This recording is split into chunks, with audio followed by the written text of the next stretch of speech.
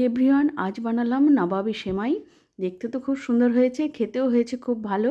প্রথমে সেমাইটাকে আমি বের করে হাত দিয়ে যতটা সম্ভব গুঁড়ো করে নিয়েছি।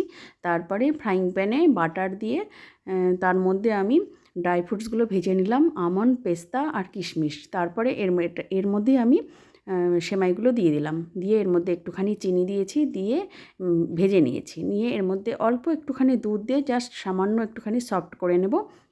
নিয়ে এদিকে আমি দুধ বসিয়েছি, দুধের মধ্যে ঘন হয়ে গেলে সেখান থেকে একটু দুধ তুলে তার মধ্যে আমি দিয়েছি কাস্টার্ড পাউডার 2 চামচ আর 1 চামচ দিয়েছি কর্নফ্লাওয়ার।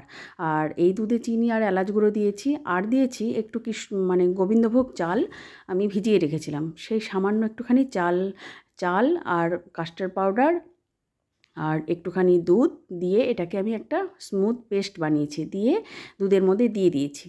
দিয়ে দুধটাকে জাল দিয়ে যখন আমি প্রায় বয়েল হয়ে যাবে চালের গুঁড়োগুলো, মানে খুব সামান্য চালের গুঁড়ো দিয়েছি, দিয়ে তারপর নামিয়ে নিয়ে গরম অবস্থায় সেমাইটাকে সেট করে তার উপর থেকে দুধগুলো ছড়িয়ে দিয়ে তারপরে আবার ড্রাই ফ্রুটসগুলো ছড়িয়ে দিয়েছি, উপর থেকে কিছুটা সেমাই উপর থেকে ছড়িয়ে দিয়েছি, দিয়ে ফ্রিজে 20 মিনিট রেখেছিলাম। তারপর সেট হয়ে গেলে আমি চাকু দিয়ে কেটে সার্ভ করেছি। দেখতে হয়েছে অসাধারণ, খেতে যে এত সুন্দর হয়েছে এরকমটা এর আগে কোনোদিনও খাইনি। খুব ভাল লাগলো খেতে। কেমন লাগলো বন্ধুরা? ভালো লাগলে প্লিজ